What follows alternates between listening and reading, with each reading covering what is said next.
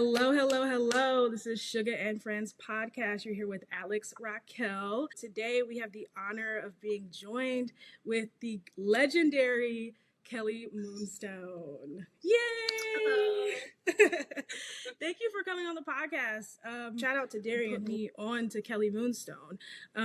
Usually we're both just kind of like searching and, making discoveries for artists. And so we are constantly sharing back and forth like who we're listening to. And so she sent me your profile probably about that's probably been over like 4 or 5 months now. And I was like, oh, I gotta follow KellyMoonstone because I think she's dope. And her sound is like modern, but it has a classic feel to it. And so then I started following you because you are putting out work. And we're going to talk about that soon. Thank you. Yeah, for sure. I kind of want to just start with who KellyMoonstone is. We like here on Suga and Friends podcast to add some humanity to artists because sometimes you just get straight into the art and detach from the person. And we like to add some humanity to the space and to the artists. And for people who may not know who KellyMoonstone is, who might see this, who is KellyMoonstone? Like, where are you from? I know you're from the East Coast, but I was gonna ask you a question about where you're from specifically in New York because I was listening to your album and I was like, she said Queens get the money. Is she originally from Queens? And then you said you were Jamaican, and so I'm curious, like, who is KellyMoonstone? Like, what's your artist profile? Tell us a little bit more about KellyMoonstone.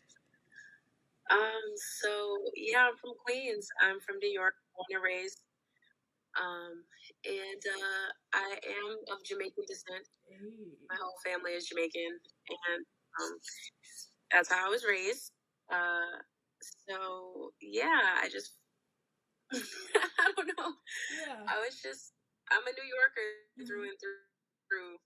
Like my accent might not seem like super strong right now, but no, when you're singing, when you're rapping, a New Yorker, you definitely sound like yeah, she's definitely from New York. That's how I knew, like, she's definitely from the East Coast because you can hear it in your accent. Especially, I feel like too when you start rhyming, like I'm like, oh, like it's really. And then when you said Queens get the money, I was like, wait, I always thought you were from Brooklyn, but then I was like, no, it makes sense now because I think I have a lot of friends who are from Queens, and I think there's something to like the gift of gab and the smoothness that comes with being from Queens, and all of my friends are West Indian, so it's like, oh, this makes so much sense now. So KellyMoonstone is from New York; she's specifically from Queens. So if anybody didn't know, Queens get the money for sure. Exactly. Okay, so tell me how you got into music. Like, do you remember any of your first memories with music, whether as like, a casual listener or a singer? Yeah. So I have like a core memory that I've been talking about a lot lately. So in 3rd grade, I did a poem, and instead of like reading the poem, I just decided to like sing it randomly for show and tell. So I did that, and then when I was finished, like the whole class was kind of staring at me, like, and I was like, "What?" And the teacher was like, "You can really sing." And that's kind of how I first found out that I could sing. But I've always been surrounded by music because I come from a religious household, and we're Jamaican, so music is just a big part of the culture. I grew up in the church. I was always in like a children's choir of some kind, so that was definitely where I found my love for music. Yeah, because when I always ask that question to artists, because for y'all to get to where y'all are now, where we find you all making entire albums, and EPs, is like, wow, like what I always want to wonder, like, what are your first memories with music? And for us, people of the diaspora, like it almost always is like connected to religion. Like maybe you grew up in the church singing, or for you that's a unique story, like being in class and sort of deciding to sing a poem rather than to just spoken word it or just read it. So that's really dope. And again, to include your Caribbean heritage in that, and being from Queens, like I said, you're definitely in tradition, because like the props that I give all my Queens friends, I'm like, y'all have like a way with words. Like it's just something that's like y'all are in tradition in that way. So that's super dope. And so I appreciate you sharing that background with us. So if anybody doesn't know, KellyMoonstone is from New York. She's from Queens, and she started singing when she was younger. And now we have her here, and we're going to talk about her album really, really soon. Before we get there, your name, KellyMoonstone. So what's the significance of like the moonstone? Is there any like you just like moonstones, or is there anything like layered there, connected there? Darian had this question, so we were both like, I wonder if she's like into moonstones, or if there's a spirituality to KellyMoonstone. So, I actually used to go by the Aphrodite. That was my previous name. I changed it like 2 years ago or so. The first appearance I made as KellyMoonstone was on the Beautifully Black album by Jamante, Yes. Lord Jamante Agban. Shout out to him. Shout out to him. And that was a collab with Navy Blue. And at that time, me and Sage didn't know each other yet. But I decided to change my name because it was really hard to like spell for people. And it just wasn't. I had the name for like 7 years or so, and I just didn't feel connected to it anymore. I think it was really good for like a transitionary period in my life that I was going through. But now I kind of feel like I wanted something more true to self. So moonstones are actually one of my birthstones. Okay. Yeah. Okay. So I was like looking for something that was just authentic and true and catchy. And yeah, I read somewhere that moonstones represent like success in love and business endeavors and like new beginnings. So I was like, okay, that's, it suits me. I like that. I think it's perfect for what I'm trying to like attract. Okay, that's super dope. I love asking people where they got their names from, because usually there is some sort of like story behind it. And we were both, Darian and I both were like, okay, Moonstone, like I wonder if it's connected to the actual Moonstone, or if it's just like a catchy thing. So that's dope to hear that there is a story behind it. And yeah, shout out to Lord Jamante Agban. He's been on the podcast as well in the past. And that's when I went back, I think I had interviewed him after, but I hadn't gotten to know you since then. But I went back and recently and listened to that album, and I was like, there she is, KellyMoonstone, sounding beautiful on that album and rhyming a bit. Thank you. So yeah, shout out to Lord Jamante Agban. Let's get into your album, because that's what we're here for. You just recently released an album called I Digress, which is a great title, by the way. I used to use it all the time. I'd be like, I digress afterwards. I'm a person that loves titles for things, because I'm like, well, what does this mean when somebody first approaches, the album on the front end, I Digress. So I guess my first question would be like, what does that title mean to you? The title is that it kind of just represents like moving on, like moving on to the next thing. Like I feel like that's kind of just been the theme of my life lately.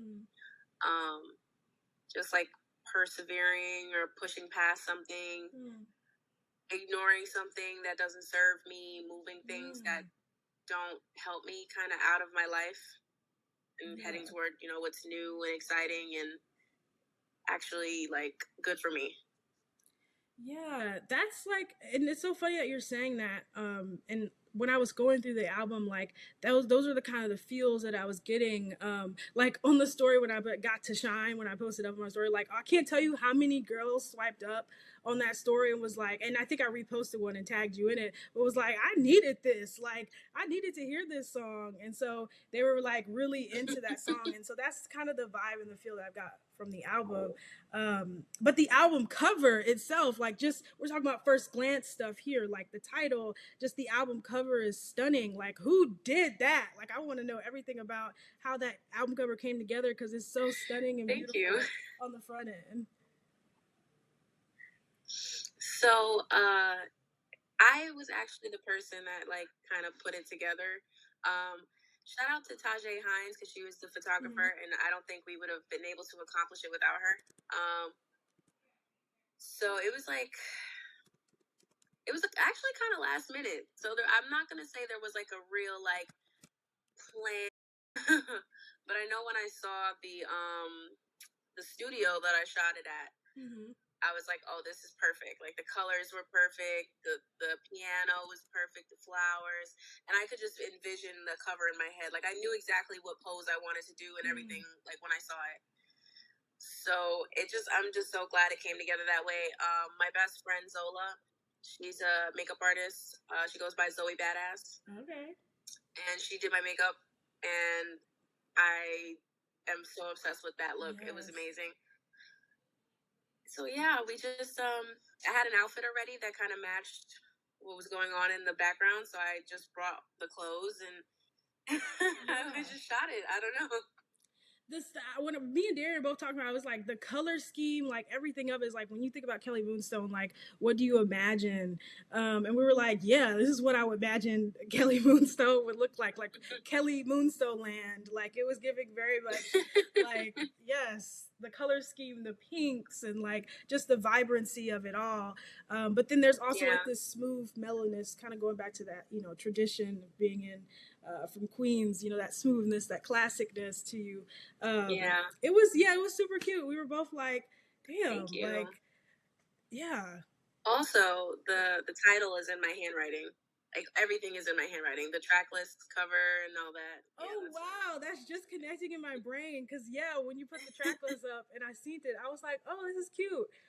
Wow, that's dope. And see, I love like personalized things like that because I feel like it makes the experience like so much more like memorable and sweeter, and for the audience as well, right? Because then we get to pick out like little gems just as listeners. Oh, so that's dope.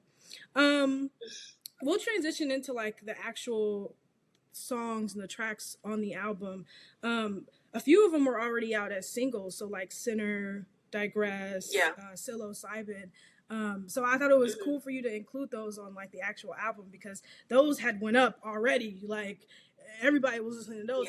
Those were the first. I think Sinner might have been the one that Darian sent me. That's how I got introduced to KellyMoonstone. So I was like, oh, that's dope that she included these because these were already going up.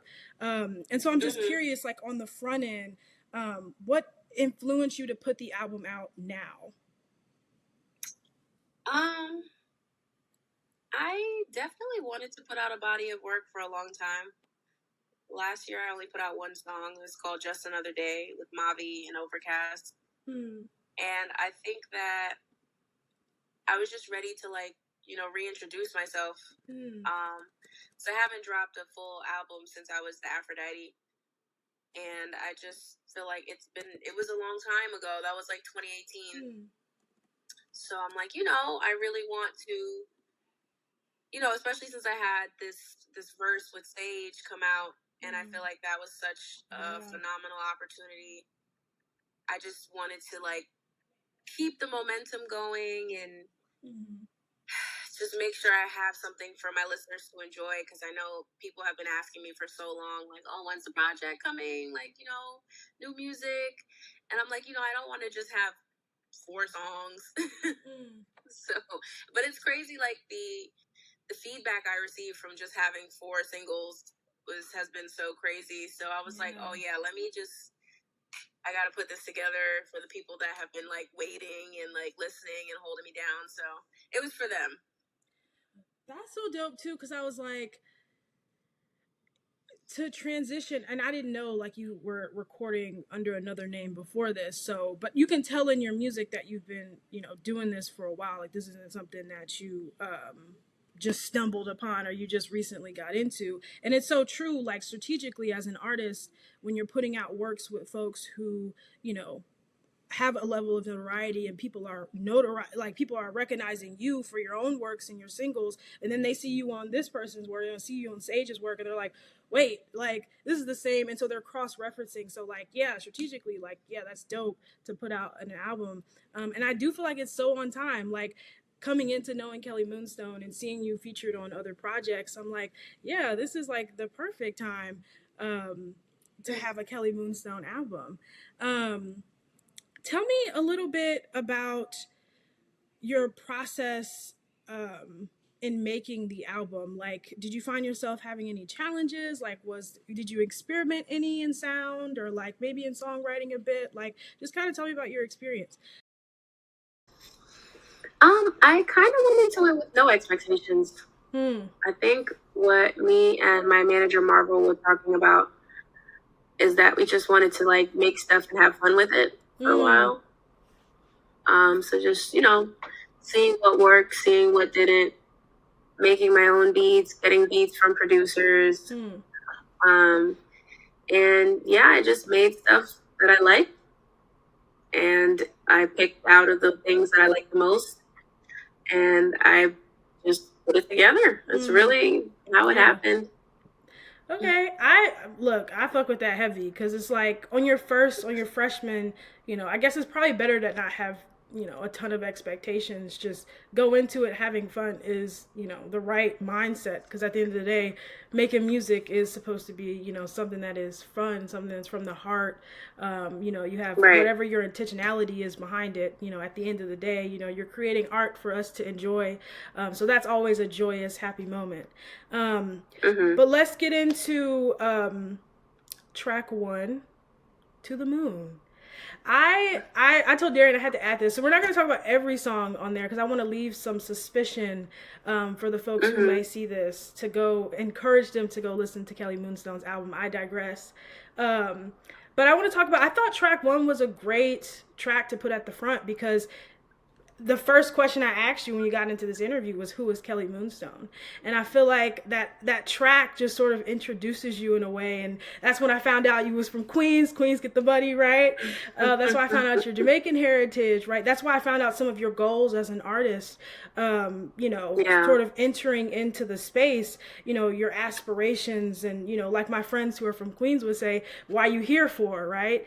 And so my question is, what does it mean for you to be trafficking in the underground space, coming up as a rising artist, in terms of, a person who sings and raps, what does it mean to be coming up and trafficking in the space as it relates, even to your identity in the underground scene?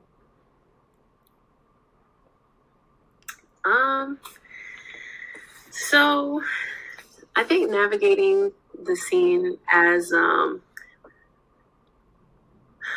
somebody that was like,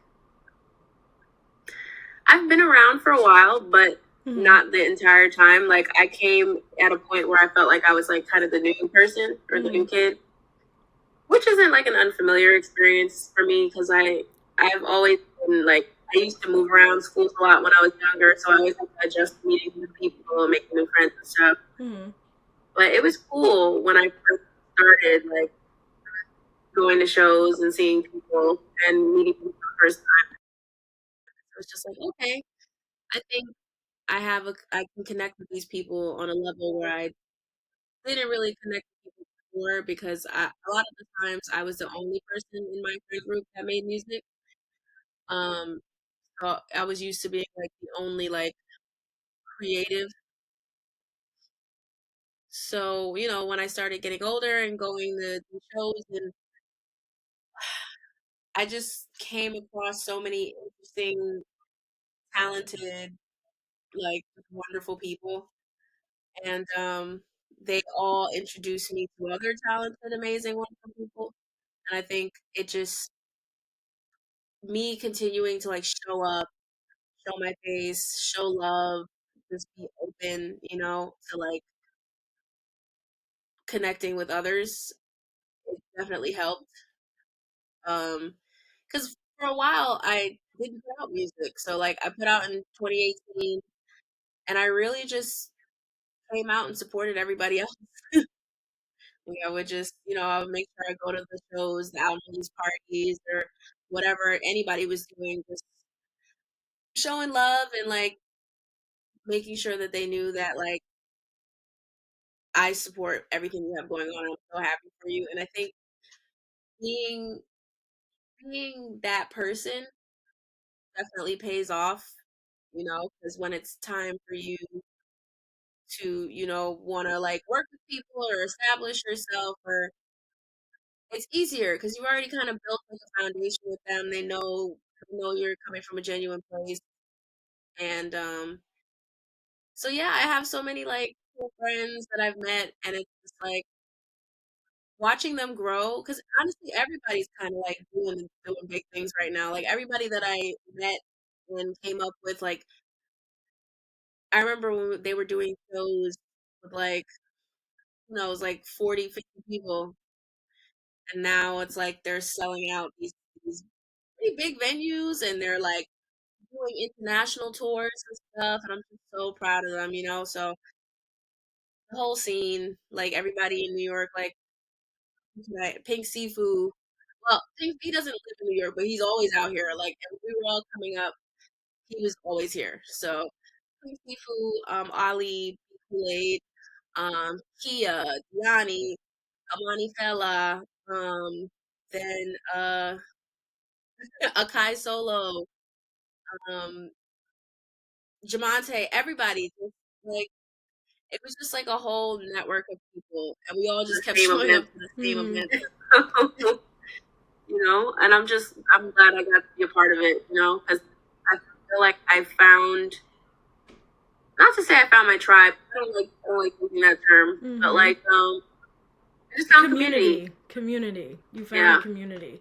That's so dope because the underground space is such an interesting, has many different dynamics, right? I feel like the underground space is layered, depending on, you know, your style choice, right? What you know, the communities in which you come up in, right? Depending on where you are regionally. And New York has one of those like strong communities, for the underground, because a lot of my friends who do music, you know, are also from New York, and they grew up in the boroughs in Queens and Brooklyn, and so yeah, it's really dope to hear you say that. And like, sort of the reason why we do this podcast is about community and building with people, you know, and sort of promoting, you know, any artist that we discover. You know, one of my favorite taglines is, you know, stop gatekeeping, motherfucker, tell your friends. You know, like, we love to spread the word, and that's part of what, you know, like you said, showing up to events, you know, where other artists are, is a part of, you know, the work that you do, in the space to get to know people. So that's really dope. And I feel like track one was indicative of that. It was indicative of your journey and sort of you coming into, the space and reestablishing yourself, you know, after, you know, you've been going to other events and sort of coming back into the space. So psilocybin. So I loved this track. I'm a person, you know, I went to school for English, and so I studied literature, and so I really am like a stickler on this podcast about like linguistic approach. And one of the things I love about you as an artist is sort of the way you approach songwriting. I think is really beautiful, and the way you are able to utilize, you know, imagery in your writing and sort of create a space. Because I've never done mushrooms or been to any of that, but in that moment when I was listening to that song, I was like, oh, this feels dreamy, like, you know. And so your ability to do that as an artist is indicative of your skill. So kind of tell me about the importance of songwriting, like what it means to you to be a songwriter, you know, as you approach creating music yourself as an artist. So I've been writing since I was a child. I've always loved writing. I loved it more than like math, science. English was always my favorite subject. So I've always just been writing stuff. I think that songwriting is a huge portion of like my existence in music. I feel like I can't really write a song without like actually physically handwriting it. I have like pens and pencils scattered all over my room. I always like have a song book. So yeah, I think that writing is like an integral part of my creative workflow. And it's probably my favorite thing about making music, like writing the songs themselves, because it's just like watching my thoughts physically flow out onto the paper is always like a surreal experience. Like a song and just writing a word in the corner of the paper, and then like watching it turn into like a whole page, 2 pages, and then now it's like a whole fully realized thought. I think that's like such a huge part of my identity. So yeah. Yeah, that's so dope to hear you say that because again, like I'm enamored by like songwriting in general, but specifically yours. Just even your choice in words, like your diction and the way that you sing it. And it's funny that you said earlier that your first experience with singing was you decided to sing a poem instead of read it, and so your understanding of words and how to bend them to sing and come out to a beautiful song. It's just I'm really like every time I'm listening, I'm like, damn, this Kelly Moonstone, she good at songwriting. Your hooks, right? Like on Sinner, is another one that I'm like, damn, this hook is like so catchy, like, and it's something that is like easy for an audience to remember and sort of be like belting out in a car, right? Because it's the way you approach songwriting is so it's really really dope. To that question, yeah. I want to say this though about Sinner. When I heard that song, I had to tag my friends that love music because I was like, "Yo, this is phenomenal." Because I was like, not only like the words, the music, your voice, I was like, this is a great song. It's a catchy song too. Like it's a song you can go and listen to when you're running errands. It's a song you can listen to just because. Like I was like, oh yeah, she got to listen to this. So I tagged my friend James and I tagged my friend Alex because I was like, y'all got to check this out. This is dope. So I was like, the music, the flow, the lyrics, it's just perfect. The continuance of songwriting, um, got to shine. I talked about that a little bit earlier, but also Darian talked about baby hairs because we both love baby hairs as well. And on the essence of songwriting, I'm just curious, like, what role does experience play in your songwriting and as you approach content and subject matters, trafficking through the world? So I think my experience plays a lot in my music because I think you can hear the growth in my songwriting and just like me as a person in all of my like full body works. So like I listened to like my very first project I put out. It's called All That Glitters when I was like 18, 19. Wow. And I'm like, wow, I sound like a baby. But at the same time, it's also reflective of the time that I'm going through. And I feel like this version of myself now, like I digress, is like me stepping into that like womanhood that like I know what I want. I know what I'm trying to achieve. I know what my distractions are. I know what I need to cut out, so it's like a more disciplined version of myself. And I still have, I'm not perfect. I still have slip ups like burn your house down. Like I'm not perfect, I'm healing. I'm not healed. Yes.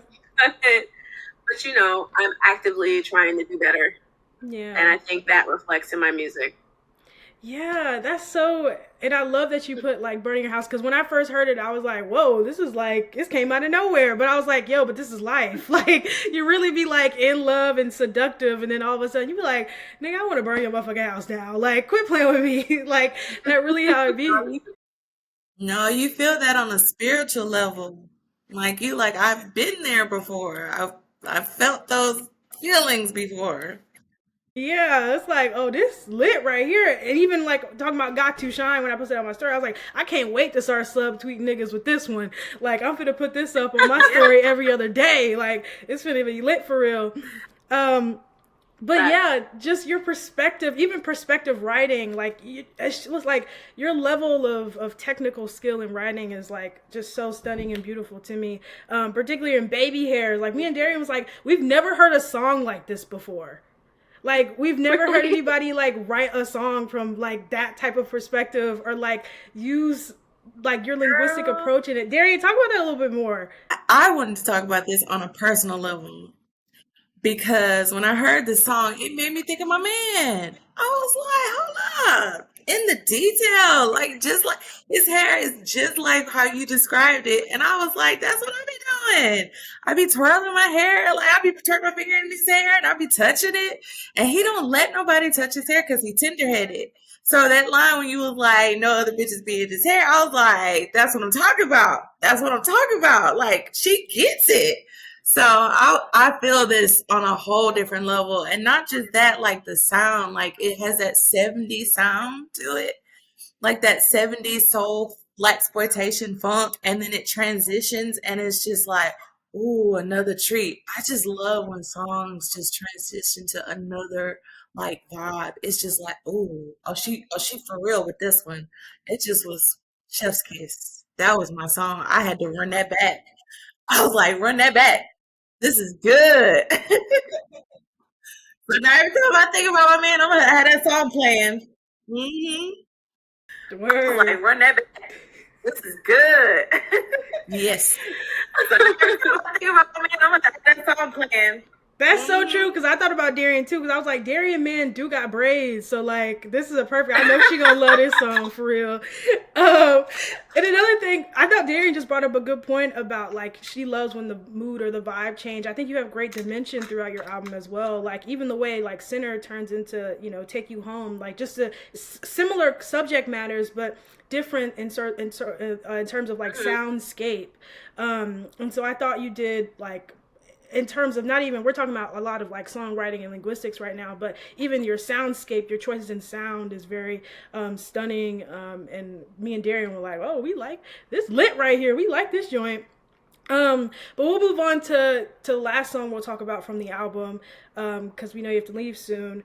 But Unforgettable Love, I wanted to talk about that one because again, back to the songwriting things, like you had a lot of like tools and things in there in that song, musicality choices that I thought were like really dope, in terms of harmonizing and like rhyming and call and response. And so I'm where does all this come from? Like, how do you sit down with a song and like decide like, how do songs come to you? Do they come to you like in melody? Do they come to you with like lyrics? Like, it's kind of fascinating to me. So when I write songs, I usually, well, that for that song, my creative process was a little different because I made the beat. So Oh when I yeah, make the yeah. beat, yeah, it starts off like I'm just picking random sounds that like I think are interesting, and usually I start with like keys or just like a basic melody.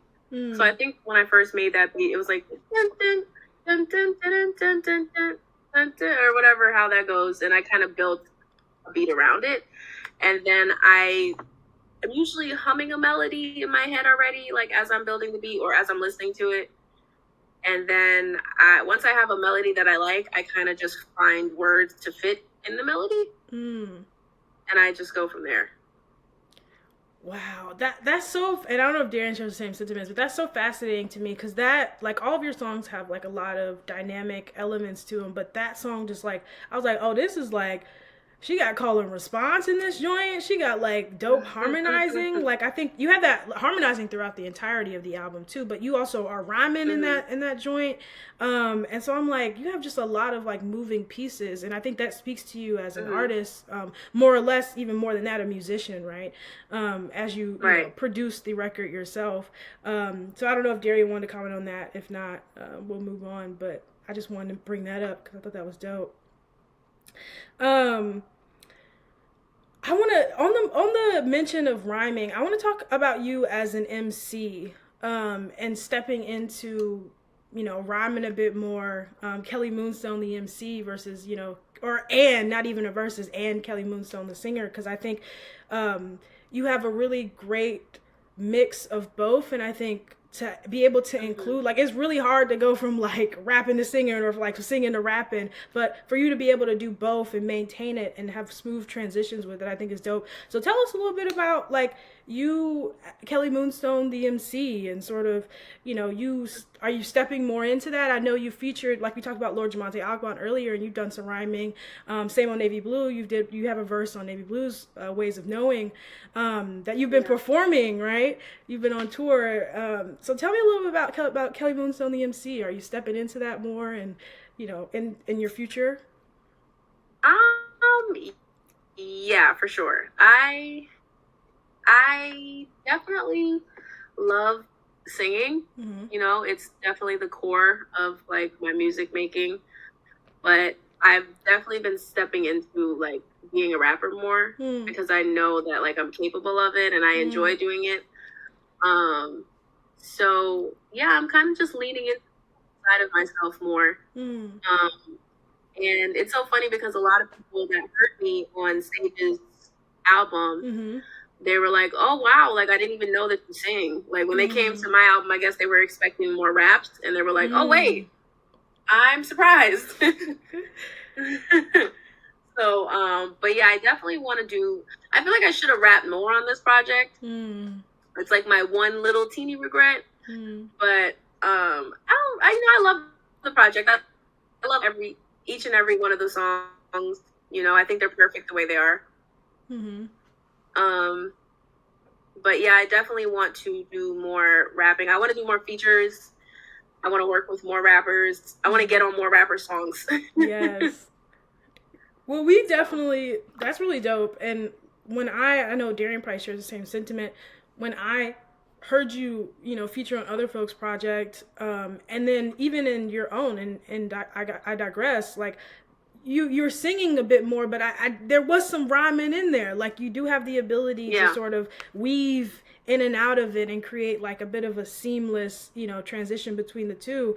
But again, this is your freshman, officially as, KellyMoonstone. So, you have time with, to integrate that in. And I wanted to know that because I'm like, I'm looking for some more KellyMoonstone, the MC. That's what I'm looking for, some more. I love the singing as well too, but I want to hear, because I think you have a unique approach to rhyming. And I think now we kind of live in a dichotomy with rhyming, is like with, especially when folks of who identify as women, right? Like either you got like the super like hardcore like aggressive, or you got like so I just think I'm like, yes, I want KellyMoonstone to come in and add some uniqueness and dimension into that. And I don't know if Darian, if you have any comments on that. Y'all remember Poetry Slam, the Poetry Slam, like back in the day when Def Jam did the Poetry Slam stuff? I could see you doing that.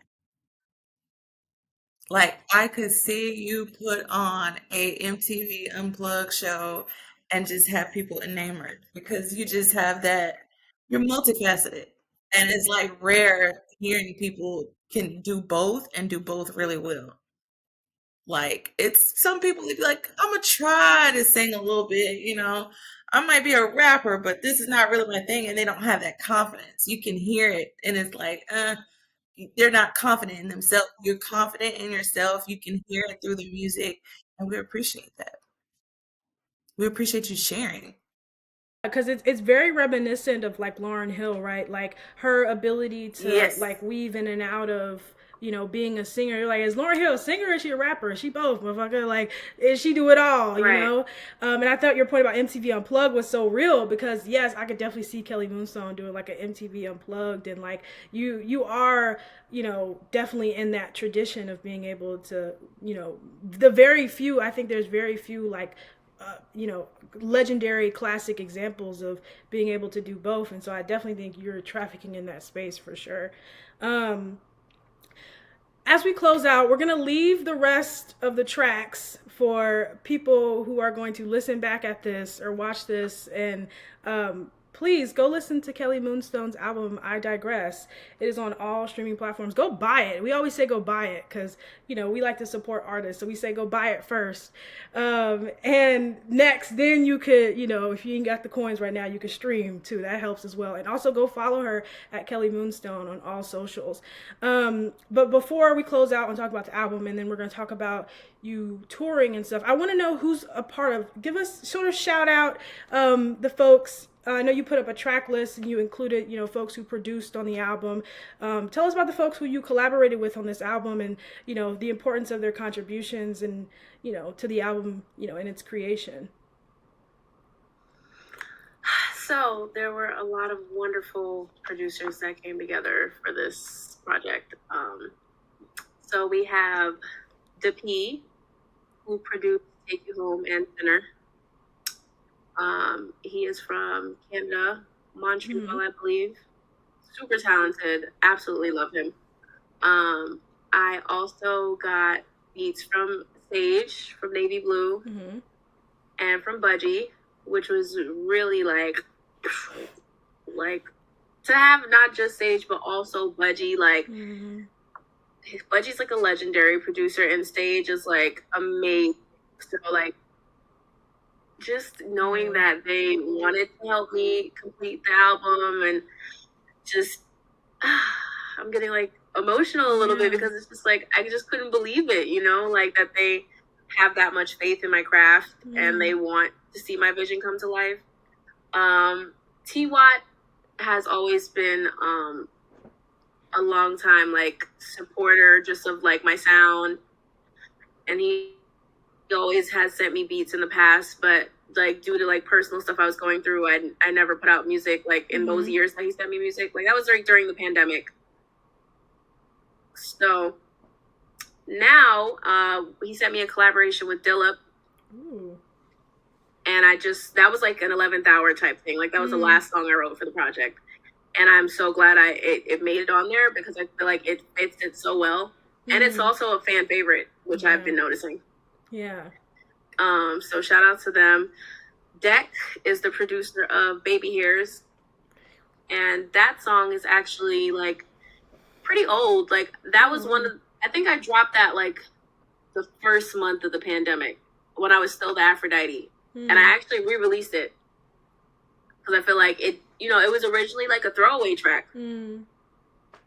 So I was like, you know what? I really love this song. My manager really loved the song. And he was like, you know, why don't we just re-release it? I feel like it deserves it, you know, that recognition because it's such a great song.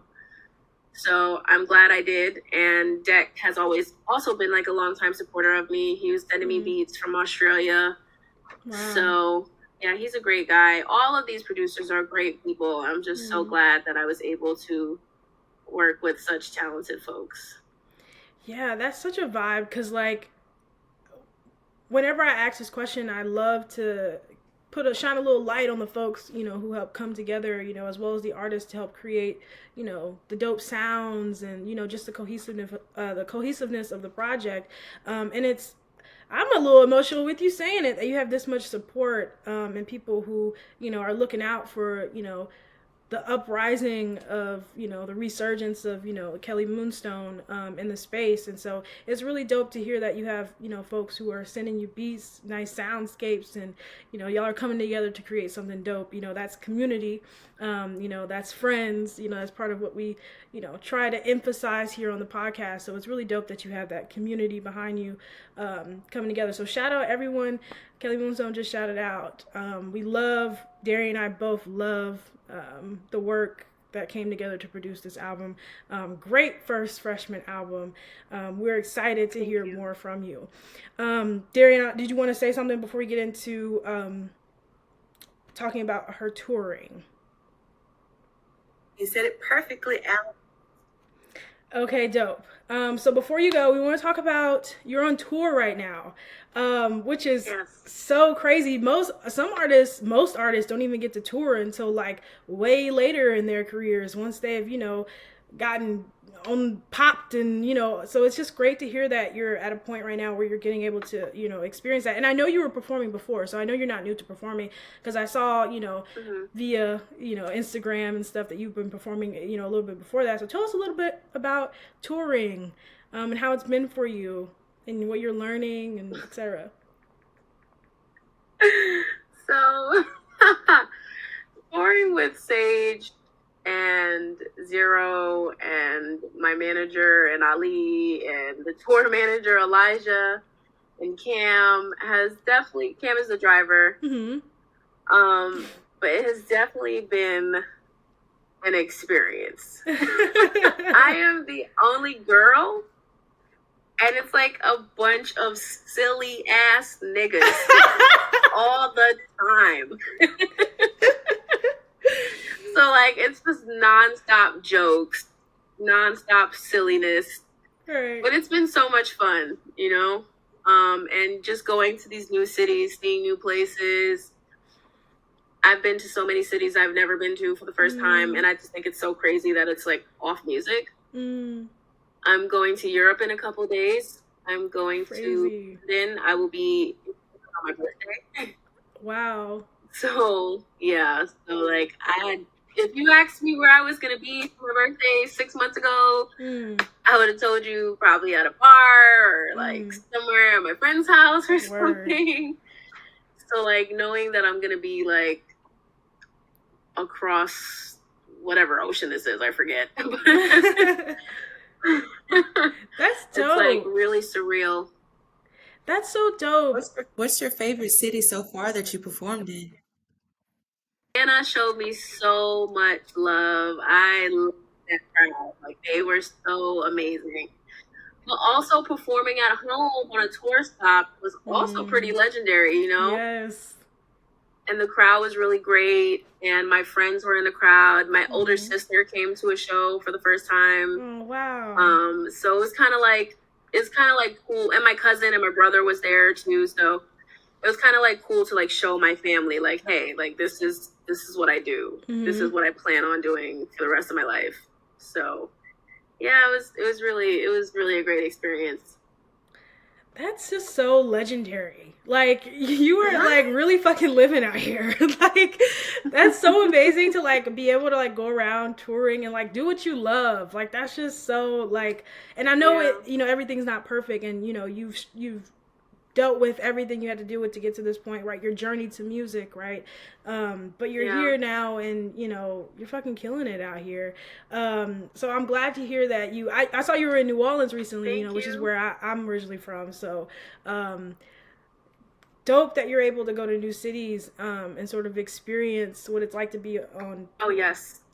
Yeah, to what it's like to be on tour, like so earlier in your career, you know.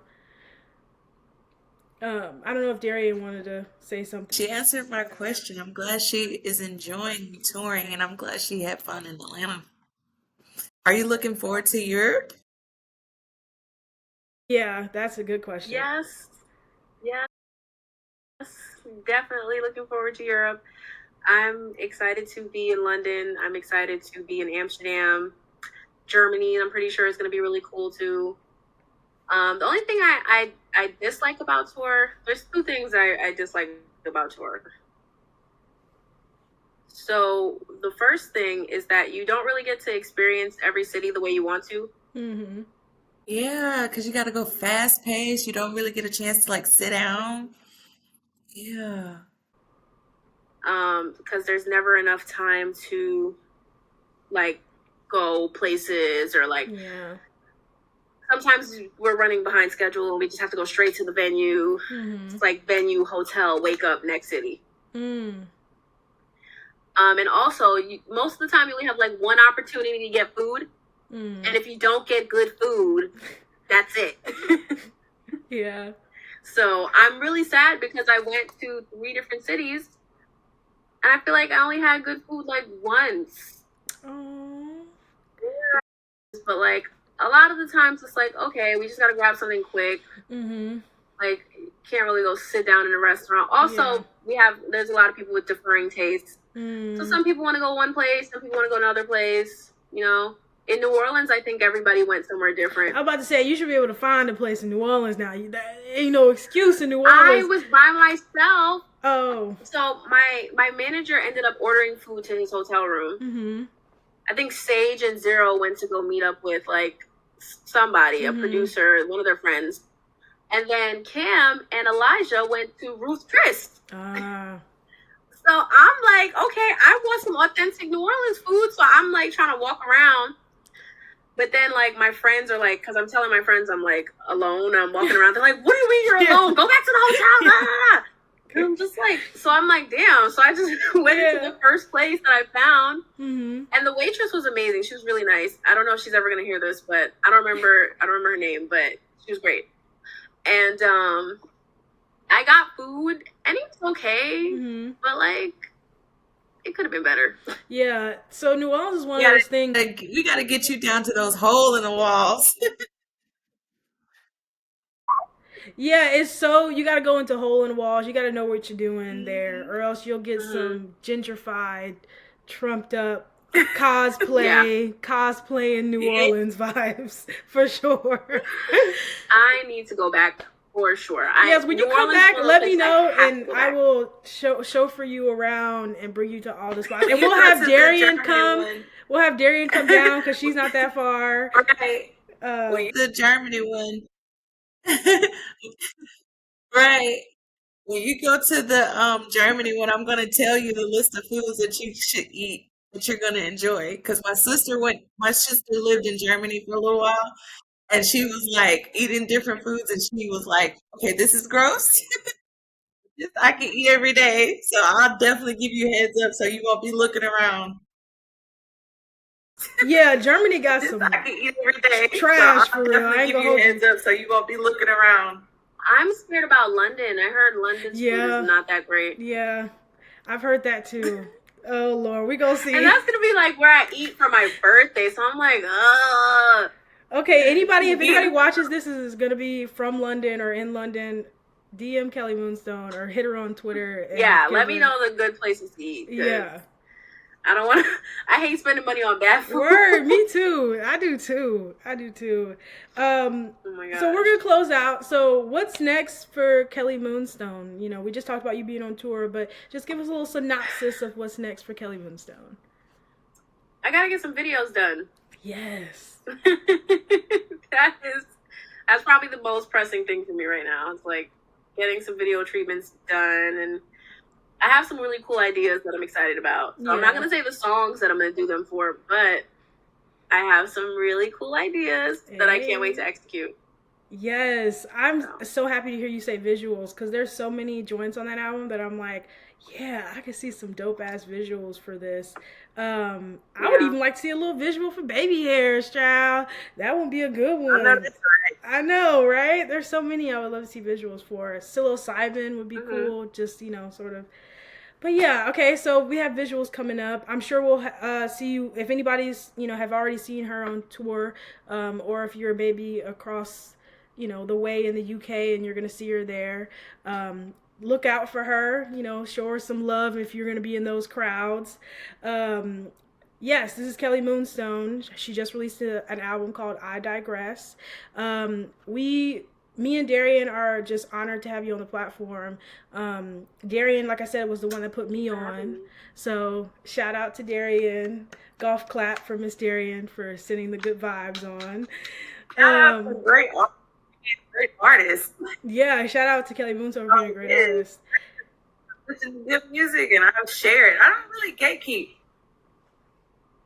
I'm the type of person like you're gonna listen to what I like because it's gonna bring you good in life. I'm not the type of person like, oh, I found this person first. I really don't want anybody else. No, I want everybody else to know that this is a good artist because you never know who's gonna listen next. That might be another artist might hear through the grapevine. When it's good, and you are great. That's so true. And I hope you continue to share with us. Yeah, that's so definitely. true. Expect so much more from me. Yes, so we'll expect so much more from Kelly Moonstone, and I thought what Darian said was a great way to close out. That's what this podcast is about. It's not about us. It's about the artists. We love to dissect and talk about the artist's journey to music. Shout out to Kelly Moonstone for coming on the podcast. She's originally from New York, Queens get the bunny. And she just released a beautiful, stunning album called I Digress. Go buy it and also go stream. And go follow her on all social medias as Kelly Moonstone. So again, we really appreciate you for coming on, Kelly Moonstone. Thank you for having me. This is fun. Yes, we look forward to seeing you in the future. And maybe we'll have you back on another time. And we're going to try to find you. Go on tour some more. So me and Darian can find you. And I would love to. Trust me. I wish this tour had some more dates, honestly. I'm having a great time. But listen, there will be more opportunities, I'm sure. Yeah, or we'll come, if you have a show, me and Darian travel, so, and I stay in D.C., I'm between D.C. and New Orleans, so my sister lives in New York, so she lives in Brooklyn, the Bay Ridge area, so every time you have a show, chat, we'll come out to that show, too, so If we would have I known appreciate earlier in it. advance, we would have came to Atlanta. But Yeah. so definitely we'll let you go because we know you have to go. But again, this is Suga Friendz podcast. We just interviewed the legendary Kelly Moonstone. Like I said, go buy I Digress first and then go stream it and follow her on all social media platforms. I am Alex Raquel, host and curator of the show. Darian is the co-host. Darian, do you want to say anything before we leave? Thank you for having us, and thank you for running the podcast, hearing your words. Over here, so thank you. You can exit now, Kelly Moonstone, and go about your beautiful day. Hope you're having fun. Yes. Bye, ladies. Bye. Bye.